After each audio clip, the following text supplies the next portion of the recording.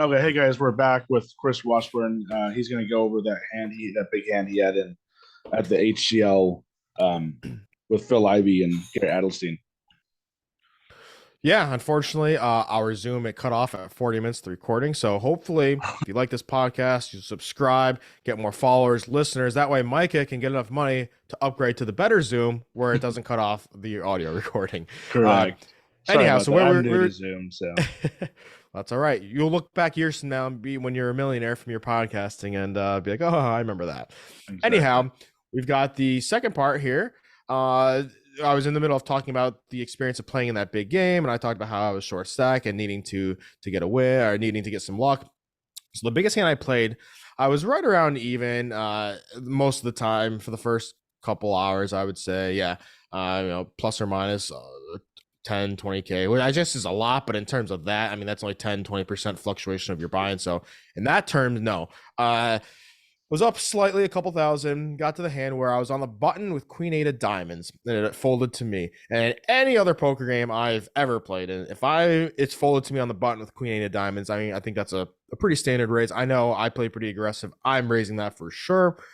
So I raise. And at this point, though, it's a four blind game, as in there's a small blind, big blind, straddle, and double straddle. So it's a 100, 200, 400, 800 is what we're playing right now. And the big blind of 200 also has a $200 ante. So you do that math, 1200 plus 400, 1600. There's 1700 dead money in the pot right there. But looking back on it, the four blind game, it does make a difference on your opening ranges, because now instead of just opening up on the button kind of light, I mean, Queen 8 of diamonds suited, it's not a premium hand, it's not a great hand, but it's not like you're not going to fold that usually on a two blind game where you just have to get through the small blind, big blind. But with four people and a lineup that good with Phil Ivey's in the blind, and I don't think Garrett was in, but yeah, anyhow, good players, right?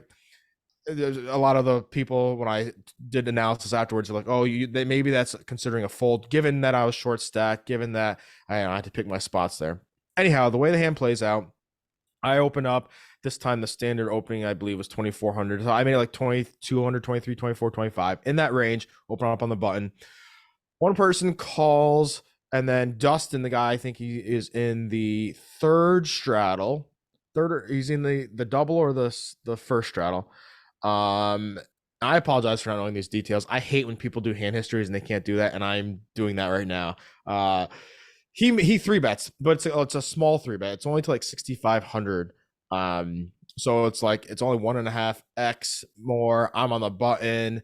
Like, I just feel like it's too, like, I have to almost call there anything, because if I fold that, then they already knew I was short stack taking a shot. If I do that, then I think they're just going to come at me every time. Like earlier in the game, Eric Person just bullied me out of a big pot where he just kind of put me in a spot where I had to commit everything, and all I had was ace queen offsuit with the queen of diamonds. I three bet him pre-flop, and there was two callers, and it came all diamonds, but no 10 high diamonds or something. And he checked, and I bet, and he like check raised, and it was like either I'm committing my whole stack or I'm folding. I ended up folding, and he showed like jack four off, nothing. So he already knew that, I was gonna be. I was playing a little fearful than I normally would. So he ended up showing the cheating hand, the jack four off cheating hand. No, I'm just kidding. That's ironic. Yes, or similar. He did. He had the jack because it was either jack four or he, jack three. Yeah, he might have had. Yeah. Yeah. No, he showed me. He might have had jack four suited, but the cheating hand was definitely jack four off. So in this hand, when I raise, and it's such a small position, I'm on the button. How much did you have at the beginning of the hand? Effective stack was just over 100K. It might have been like 110, 105, 108. It was in that range. Yeah. It was pretty close. Yeah, effective stack. And then Dustin had 200 or 300,000, if not more. He was up a little bit. So then that was part of my decision making, was this Queen 8. By the way, you can watch this hand. I posted the clip of it on my YouTube channel, my poker YouTube channel. It's just DJ Washburn Poker, all three words, DJ Washburn Poker, and I put this clip on because it's the biggest pot I've ever played. So I make the call, and I think JR folds. He was in the small blind, and it goes heads up. So the flop is I flop two dimes, and it's, my God, this is bad. I gotta look up, because it's been a few weeks since I've talked about it, so I want to make sure that I feel like such a noob here, not being able to explain it a little bit better. So the flop is okay, great. He ends up having ace. He has ace king off here. Ace king off. Flop is 3-6-7 with two diamonds. 3-6 of diamonds, 7. I have queen 8 of diamonds. So flop the flush draw. He continuing bets for 5,000. I feel like that board favors my range more than his. The way he was playing, like I was like 100% it was over cards. The small 3-bet, I felt like it was more likely ace king than a big pair, because I feel like he'd want to protect a little bit more, because he priced in every hand by only like 1.5x raising it. So I make the call here on the flop, 5K. Turn is the 5 of hearts. So now it's a 4-liner to a straight. 4 makes a straight. It's 3, 5, 6, 7. Well, 3, 6, 7, 5. So now I'm open-ended with the flush draw still. He checks to me again, because this is favoring my range much more than his. And I make it 15K into a pot of, I think it was like 22 or 23 at the time. So over 2/3 pot size bet, or over 2/3 of the pot bet. And he's got ace king here and off, no draw, and some would call it a hero call. He ends up calling the turn, right? And I'm like, okay, well, I'm gonna have to barrel this river, I think, because I just felt like he was capped at a 1-pair hand. He had high cards. Makes sense if you had aces, kings, queens. That's probably the line you would take. You would check that turn, just call. River's a black ace, so I blank all of the flush draws, straight draws. Ace hits him, but at this point, there's no way I think he has an ace, because I'm like, okay, he's not going to call the turn with an ace king, ace queen. It just, I don't think so. So I'm thinking like the ace is probably a good card, unless he had pocket aces and he just sat. I'm like, all right, well, that's a very small chance of him having that with the ace coming on the river. So I feel like kings, queens, jacks would be more likely. So I'm like, okay, I think that's a good card for me. Plus, I'm repping 8-9 suited, a 4. I could have 4-5. All those mill cards that play that board pretty well are in my range more than his. Excuse me. So he checks to me on the river. I bet 40K. 40K into a pot of like 52 or something. So again, size up pretty decent.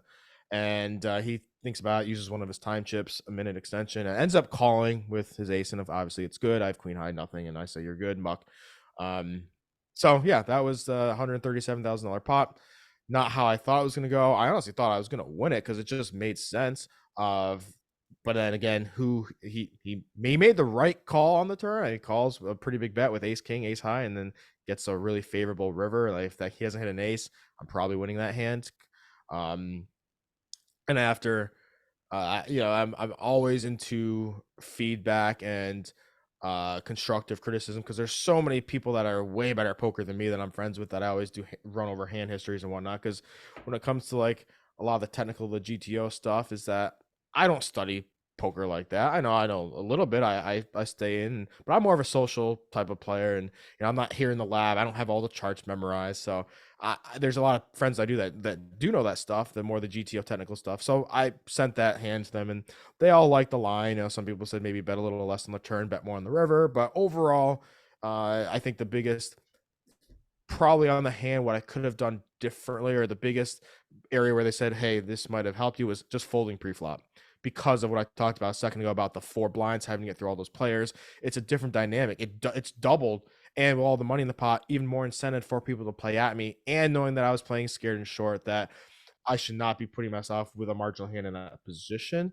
Unlike your typical casino game where there's 2 blinds and you're on the button, right? So it's a little different there.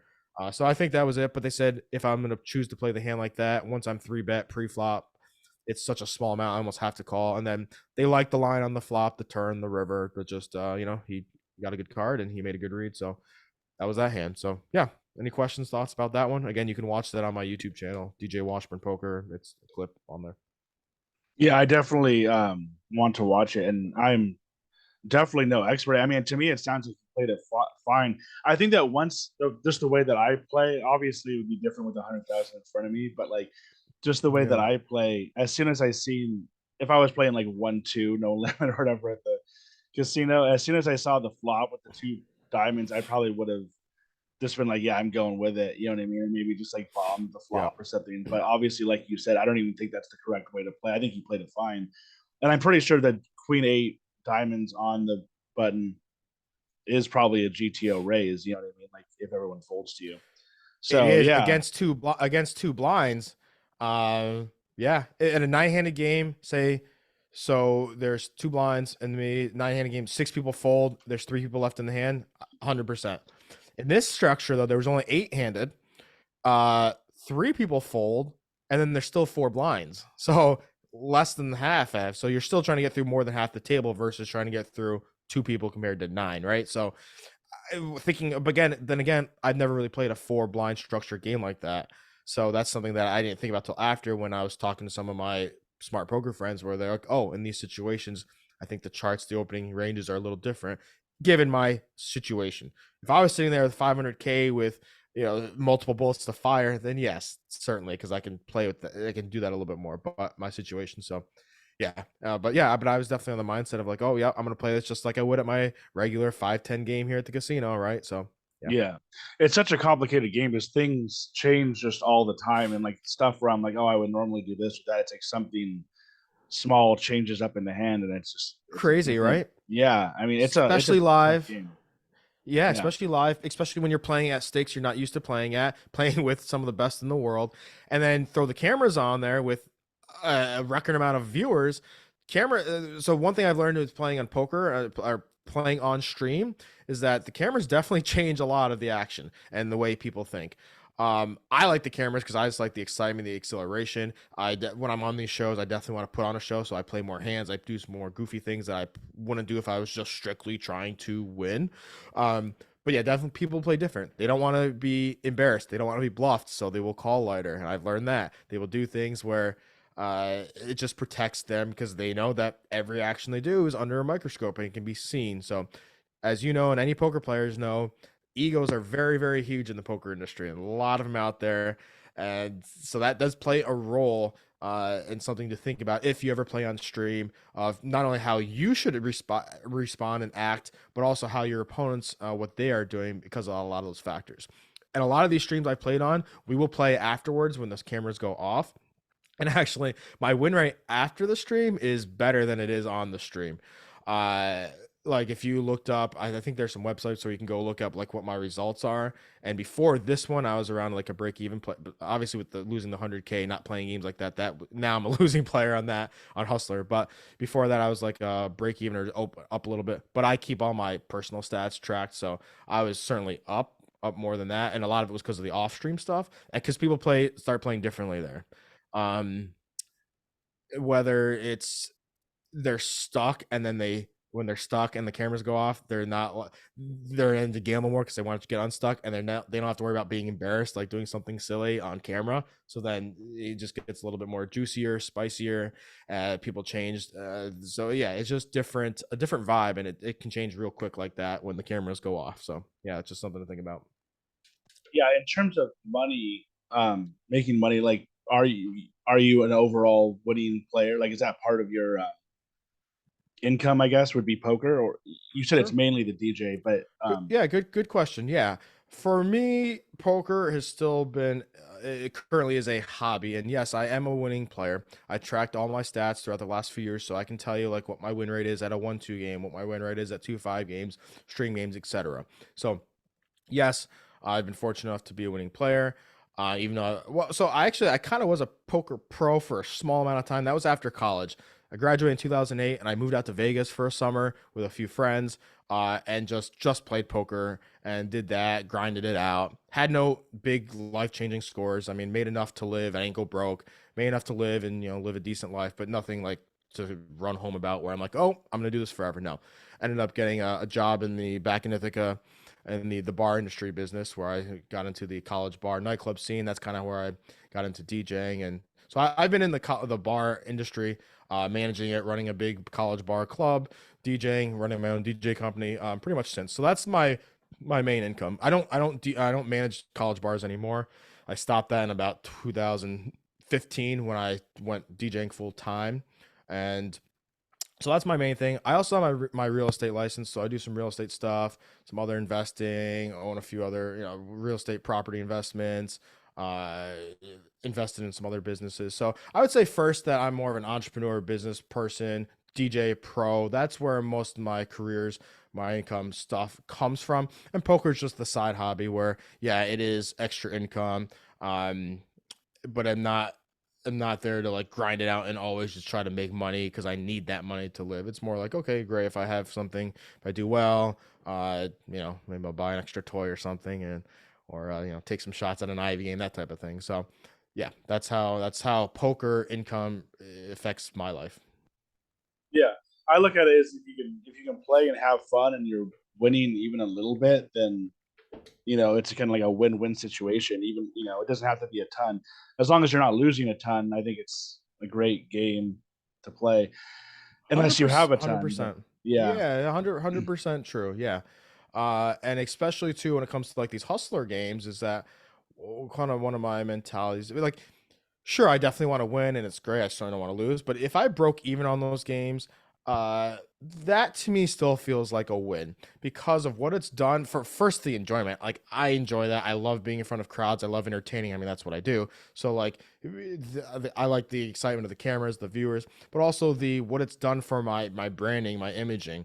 And probably with a lot of other people, because now it's helped me develop this celebrity status type in the poker world, which translates into like at my DJ events now, people come up to me and be like, "Hey, are you the DJ Washburn from Poker Player?" I'm like, "Yeah, that's me." So like, it's just overall has helped build my brand, my image, reach out to different industries, different networks of people that I might not have, I would not connect with if it wasn't for like being on stream and having this persona. So there's a lot of areas where I'm winning in that regard. That it is a big win. That I see that as the long term, and that I think that's just more important. Also, like, and that's one of my mentalities in business in general, is it's not about it's not about the money and a quick paycheck. It's about those real relationships, connecting with people, treating people well, being honest. Those things will pay way more in the long run than a quick paycheck now. So I just overall, I think, especially this day and age of where your online presence, your social media persona, TikTok, Instagram, Twitter, etc., all these add up, and the branding is so important and so valuable now. I mean, there's people that are making millions of dollars sitting at their house, influencers, whether it's video games, podcasts, Feet Finder, OnlyFans, all these different ways that are you can live a very lucrative, make a lot of money, live a fantastic life from just the digital online presence. And so yeah, so I had that in the back of my mind, and definitely try to do my best to help with my branding, my persona. So yeah, like I said, it's not just about, oh, I need to win money here to win, but you know that it always helps. It always feels better to win than lose money wise in a poker game. yeah, for sure. And I was wondering how much people have reached out to people like you who are on the HCL show, and it sounds like you do get a good amount of recognition just from playing on there. So that in itself is good, right? It's almost kind of like a form of marketing or something just to be on there, because now so many people are watching. I think the last couple I've gotten like what 500,000 views or something. I want to say, Yeah, yeah, yeah, yeah, definitely. Even like the small ones, the small shows, they usually get anywhere between 50 and 100,000 views, and these are like Mondays and Tuesdays, and without any of the big names of poker. And then like the big ones, yeah, they some of them get over a million. yeah, So yeah, that's a lot of views, and you're right. It is essentially like, even if I went for a lot of the business people, it is like marketing.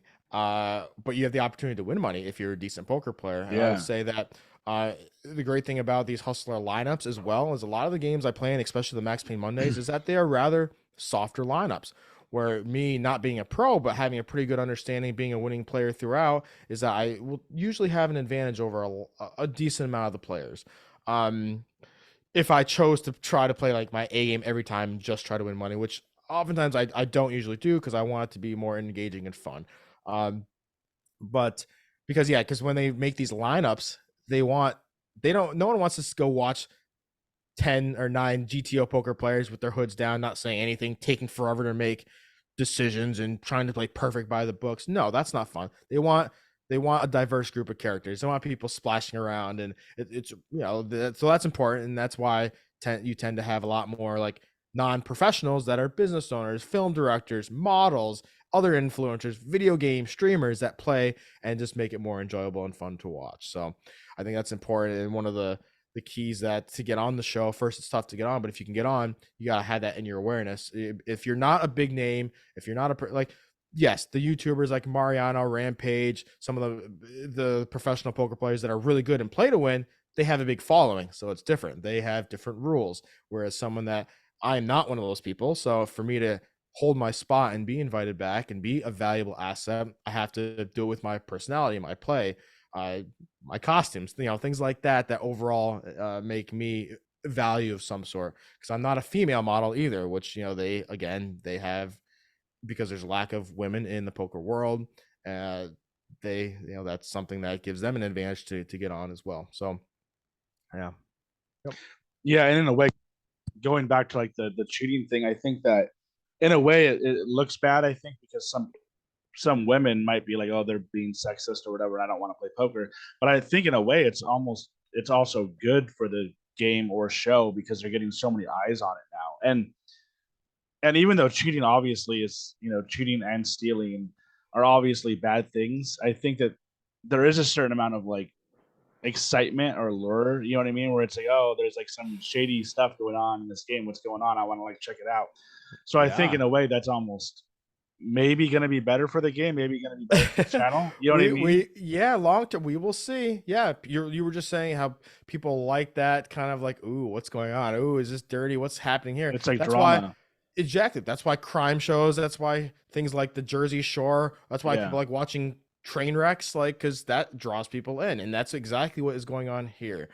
Uh, and then of course having Robbie, who is a pretty good looking female that is Yeah. not shy about expressing her female assets.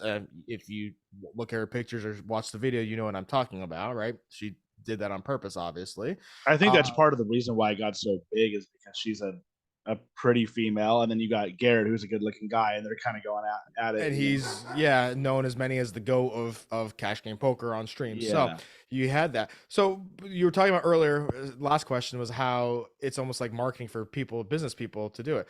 And that's one of the theories of this whole situation and coming out of it is like, oh, this just got Robbie Lou a lot of attention. It's got other people. So it is like marketing for their personalities, for their, because now she's been invited to talk on lots of news stations, national news stations, Garrett, LA Times, New York Times, all these outlets now, that is going to help build their brand. So not saying that they did that, but it is one of the, I guess, the reactions of what happened. And some of the theories of people saying, oh, Hustler set it up, or they set it up for all this media attention and how help grow the poker game. I mean, I think that's a very far-fetched reach. I don't think that's true, but it is developing that attention, and so the marketing dollars, the media. So now a lot of people know who Robbie J. Lou is, and now more people know about Hustler, and now they're going to tune in and be like, oh wait, that's that show that they had a cheating on, and that woman and the guy was bullying her, and blah blah blah. So you're right, it's definitely going to turn on new people and hopefully get them interested in the game, much like what we talked about when we first opened this podcast was the Chris Moneymaker poker boom back in the early 2000s. What got so many people into playing poker, and so yeah, I mean that was ESPN, that was the media driven thing. So who knows? Tons of conspiracies, tons of theories. But I will say that we were just talking about like gender and having women in poker. I think it's fantastic. It's great. One of the narratives I think was just total BS, which was stupid when this cheating thing first came out, was the guy on bullying a woman. Like they made it a gender thing, where this had nothing to do with gender and nothing to do with her being a woman. And the people that, like the feminists that stood up like, oh my god, she was encountered in a dark room and these men towering over her, giving her the death stare just because she was a small petite woman, made her do this. Like, no, that was BS. And I'm glad that I think a lot of people stood up after that, and even female poker players, females around, were like, yo, be quiet. You don't know all the facts. This is not about gender at all. It has nothing to do with that. So, but that's just another example of how people overreact quick without all the facts, and all of a sudden they just see man versus woman, like man cheats woman, bullies her in poker game. Like that was a headline of some article. Like, yes, he was a man, she's a woman, but it's again how it's portrayed, which I just think was unfair, and so many people jumped the gun here with BS. So, yeah. yeah, and back to what you were saying too about making the games better, which, like I said, is part of this. I feel like has made the game better. But yeah, like when when I first got into it, like what you were saying during Chris Moneymaker, during the high stakes poker, the early high stakes poker with like, Doyle and Tom Dwan and Unabomber and all those guys, it was great to watch. And then for like a 10 or 15-year period, it was just like boring as hell. It was like all these GTO players not saying anything with their heads down. And I feel like it's finally starting to, it's HCL and Live with the Bikes, in my opinion, kind of boring too. But with this newer HCL style, I feel like they're doing it well. And I also feel like you almost need to create some. I don't think that they did create this, but you need to get people in the game who are kind of wild, like kind of like that Mickey guy, like that Mickey, gangster looking yep, Mickey, yep. him Eric and Person too. The way Eric they Person, talk a exactly. lot, they have personalities. You need to Uh, get these people in the game because if you don't have these people and you just have boring, and you too, like you're fun to watch too. If you just have these boring people who are like playing, it's like it's not entertaining to watch. You know what I mean? You need to get these talkers and these.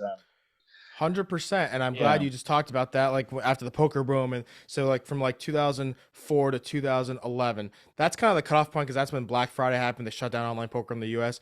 The golden era, those like 6 or 7 years where all the high stakes poker, the poker after dark were coming out, and it was amazing. And if you look at that, those time periods, you just mentioned some of the people, your Phil Ivey, Tom Dwan, Unabomber, Phil Locke. If you look at the people that were successful there, who is still around now kind of in the public eye? And it's either people that are just the GOAT, the greatest at what they do, like a Phil Ivey, Tom Dwan, like absolute crushers, and people like seeing that, or the good personalities. And if you look now, if you had a Mount Rushmore of poker, who's still relevant now? Daniel Negreanu, Phil Hellmuth. Yes, they're both very, very good, but their personalities, the brand, they took it, they used their poker celebrity and turned it into business where they are still relevant now. Regardless of the poker part, people know who they are because of their personalities. A lot of those people that were great crushers and then post that golden era of like, say, now from like 2010 or 2011 to like, I don't know, 8 or 10 years after that, some of these like younger GTO players, tournament crushers that really did well, that had a lot of tournament results, but they weren't personalities, and the public doesn't know who they are. I mean, I can give you a whole list of tournament crushers that have won 20, 30, 40, 50 million, right? These people, but they're not the personalities, and they don't have the sustainability of the branding like a Helmuth, like a Negreanu, and the people that have risen out of the poker back then. Antonio the Magician, he was the magician. Him and Phil Locke, they had personalities. They had their own reality show. So with that being said, that's the same formula that Hustler Casino Live is using now. It's either you have to be a GOAT, like an Ivy, like a Dwan, someone that just everyone loves to see because they're just so good at what they do, or you have to have that personality of that to be on. Those ones in the middle that may be good, but they're just bland, they're meh. Uh, yeah, it just doesn't work out well. And Hustle Casino realizes that and has done a great job with the lineups. They're very careful. They don't put too many crushers in together. They don't put, they do a really good job of putting together the action players with the non-poker players, with some of the crushers, some of the headliners, etc. So yeah, and then those people, like you said, Mickey, Eric Person, the people that talk a lot at the table that are just fun, that are like, what the hell is this guy doing? Like this woman, these type of things. So yeah, that's great for TV. So Hustler Casino Live, they definitely have the formula down, and I hope that with all this investigation and stuff, that nothing major comes out where it comes crashing down or it hurts the entire poker streaming community in general. Because I personally, I like being part of it. I enjoy it as a fan. I know, I mean, look how many viewers watch the show. There's hundreds of thousands, millions of people that enjoy it. So let's hope that things continue to stay good, working properly, with the integrity, with nothing scammy, nothing cheating. So yeah, that's the hope for just poker in general, in my mind. yeah, and I don't think that it should or will. Um, I don't think it definitely don't think it should shut down the game or anything, or make the game worse. Mm-hmm. That's The just only my way that would personal happen, opinion, but yeah, the way that would happen, it's hard evidence would have to come out like, oh, Nick Feldman, the owner or the GM of Hustler Casino, they were all in on this elaborate scheme. Something like that, and with hard evidence would have to come out for it to be like, oh shit. And then of course they would question all the other casino streamers, poker game streams. But I do agree, like if one got shut down, another one was just gonna pop up. And that's just how, just like online poker, one would get shut down and one has to move to Europe, another one pops up, right? yeah.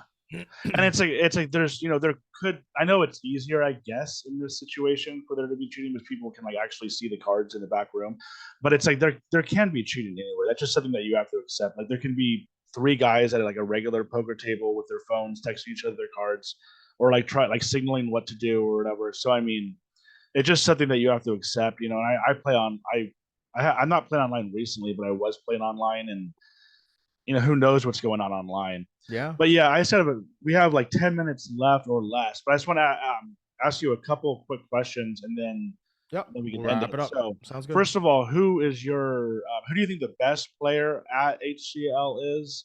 Or at least, if you don't want to say best, then maybe like somebody that you, I guess, intimidates you the most, like you wouldn't Hmm. necessarily want to play against. Yeah. Sure, I can. Yeah, from firsthand experience, I can tell you that. Well, I think the best, like most people do, is Garrett Yeah, Adelstein. I mean, he's just his work, his resume speaks for himself. He's on been so many public streams where he just makes so many optimal great plays and just crushes. Like the way he plays, for sure. That if you're not an average person that's not a poker player that doesn't have good knowledge or theory wouldn't even understand like what he's doing. But yeah, he's just an absolute crusher. Definitely one of the best, and the fact that he's done it on camera for so many years, it just backs up. So I love Garrett. I think he's fantastic, and certainly um, not a good person to play with if you're trying to win. Good to play with if you want more views on your stream. So that's good. A player that I've played with also that is very tough, again, which most people would agree with, is Ludacris. Uh, two words, not Ludacris the rapper, Luda Chris. yeah, He's an HCL regular, known as one of the most aggressive players because he is super fearless and aggressive, and he will put you to the test. So anyone that's like that, where they could have any two cards at any time and they could put you all in, put maximum pressure to you. That's tough to play against because you're going to be uncomfortable. You always had that thought in the back of the head, if I call here on the flop, and I'm going to call this turn and river, I'm going to have to make a big decision. Those are tough players to play against, and he's certainly one of them. He's not afraid to unload the barrel, as we say, and empty a clip of bluffs and bullets. So yeah, he's a tough player to play against. Not someone that I like having, especially to my left. In poker, position means a lot. If someone's to your left, it means they get to act right after you, or you have to act first, and then they can react to you. That is a disadvantage in poker strategy wise. So you want people that are tough, aggressive players to your right. That way, you can see what they do first, and then you can act accordingly to that. So he's a tough player for sure. With that. So yeah, those would probably be that's first good. round. Yeah, and then one other thing I wanted to ask you about in terms of good players, I noticed recently, I have a hard time saying his last name, Art Papazian or whatever. Yeah. He's been saying he's been kind of like denied from the games or whatever. Do you know anything about that? Like, and not only him, but other players too, who they actually don't let in because maybe they're too good, or Mm-hmm. do you know why he hasn't been Sure. on? I've never met Art before. I have no control, of course, over the lineups. I'm just a player. Yeah, So I don't know anything. No one's ever told me, oh, this person's banned, this person's not getting in. So I don't know any inside information in that regard. But my take on the matter is that, and if you think about it, is that like we just talked about a few minutes ago, that the lineups they make are done for a reason. They're done to create action, to create views, to create viewership. And it's not just about having good players. And I think if you are a really good player, a grinder who doesn't have a big following, doesn't have a great personality, isn't bringing any value to the lineup other than being a crusher, that's not always good for the game, right? That's not necessarily, especially if you are uh, a white male. Put it that way. That's true because there's a lot of them out there. If you're a 25-year-old model, female model, or just something that's a diverse, right? That does matter, I think. So in his situation, I don't know. He's probably not wrong when he says I don't think he would lie about that. But yeah, I think when it comes to building the structure of the games, they are smart enough, the crew, both all streams, to make sure that they get the right dynamic of players. And sometimes that means you can't include as many crushers and just people that are going to do well in the games without bringing any other type of value. So that's probably, if I had to formulate an opinion, that's probably why he is not allowed in, or not getting into as many games as, say, like a Garrett. So that's probably yeah. be my I take on feel it. like Andy is also a crusher. Um, and they let him in. I don't know. Maybe he has more of a following or something. Yeah. But Yeah, I think Garrett and Andy are kind of in the same. It's like Manning Brady, where they've just been together so much they had this rivalry. And Andy is very popular, very likable. People like Andy yeah, a lot. I do like Andy. He Yeah, yeah, he does have a good following. And I mean he's punted before for sure. He's punted a lot. I don't know if he's up or down on streams. I wouldn't be surprised either way, but he is a very aggressive player. He's very good, very he's an ambassador for GG, he goes overseas. He's got a good influx with the Asian market too. So that okay, so there's an example with Andy. Let's say he is a crusher, uh, but he's got a good personality. He's well liked, and he's got a reach into the Asian poker population that most other people don't. Probably I don't know if any other poker players even have that type of thing. His connection, because I know he does so much ambassador work when he's out in Taiwan, he's out in Macau, China, Japan, Korea. I don't even know where he goes to be honest, but all those spots that he's bringing in a lot of viewers as well. So like the value there for Andy, I think is he checks all the boxes. So yeah, yeah. So yeah, we're coming back up on time here. So if you want to go over a little bit your DJ stuff and also get like your plugs out with your DJ and also poker. One last question for you though is who are some of the DJs that you're influenced by that you listen to, like, and sure. take from? Yeah, good question. So, like I said, if you're just tuning in late, that I'm a full-time DJ. That's what I do. I DJ mobile events, bars, clubs, mostly in Central New York. My company is Washburn Entertainment. We have a whole team of DJs, so I manage all of that, train DJs. But I also then travel around the country. I speak, I present, I train other DJs at different seminars. There's a lot of DJ expos, conventions, mobile industry conventions, that type of thing. So, that's my passion. That's what I do mostly. Uh, in terms of DJs, I mean, I'm a fan of a lot of DJs and a lot of in the mobile world. Okay, so when you think DJ, you have a lot of people think, oh, Tiesto, Steve Aoki, DJ Khaled, festival DJs. There's that line of DJs, like the more popular festival types. And then you have like the working DJs, your mobile DJs. So these are the people that you're not going to know names. They're not going to have 100,000 followers, but they're out there earning a good living, making 100, 200K a year, possibly doing weddings, doing school dances. Similar to what I do. I've been lucky enough where I still enjoy the club stuff. So I do like a lot of that type of thing too. But the mobile events, unless your name is Steve Aoki or Tiesto or something like that, and you're a big producer, if you're going to be a professional DJ, it's in the mobile world because that's where a lot of the money, the good money comes from, a working wage. Because if you go DJ bars and clubs, you're making pennies, 100, 200, 300 bucks. It's not that much. But in the mobile world, you can make thousands an event. So it's like my wedding company or my company, our weddings, we charged $3,000 to $4,000 a wedding. So do the math, that can add up pretty quick. So the reason I'm prefacing that is that the mobile world of DJs is where you should go. So for me, I'm a big fan of a lot of the mobile DJs and business people that you wouldn't know, but the ones that are succeeding in the mobile world. And then of course, yeah, I'm a big fan of some of the big name DJs that you would see. And I'm a fan of all music, so it's not like, oh, I love Steve Aoki the most or someone like that. They all do a great job. A lot of my favorite DJs and biggest inspirations are ones that are kind of mid tier because they make a lot of remixes. They do stuff that are designed for the mobile DJs that help us do better, like some of their edits. You have people like DJ Scooter, Joe Maz, DJ Ragoza. The average person is not going to know these people, but if you're in the mobile DJ world, you know these people. And there's different DJ companies, business people around the country that I find inspiration from, that I've drawn from, that help me do better in my business. So, again, a lot of my favorites. That's who they are. Probably lesser known names, but people that in the mobile DJ world are quite well known. So. All right, sounds good. We have less than a minute now, so thanks for coming on, Chris. And if you ever want to come back, let me know. And best of luck to you on HCL. I'll be watching you from now Mike, on. I appreciate it very much. Yeah, if anyone that you can follow me on Instagram or TikTok at DJ Washburn _ at DJ Washburn _ both of them. I'll be back on Hustler Casino Live. You can always stay tuned to my social media, and that's where I always post all that. So thanks again, and listeners, yeah, tell your friend about Micah's podcast. All right, sounds good. Thank you, Chris. Cool. Bye.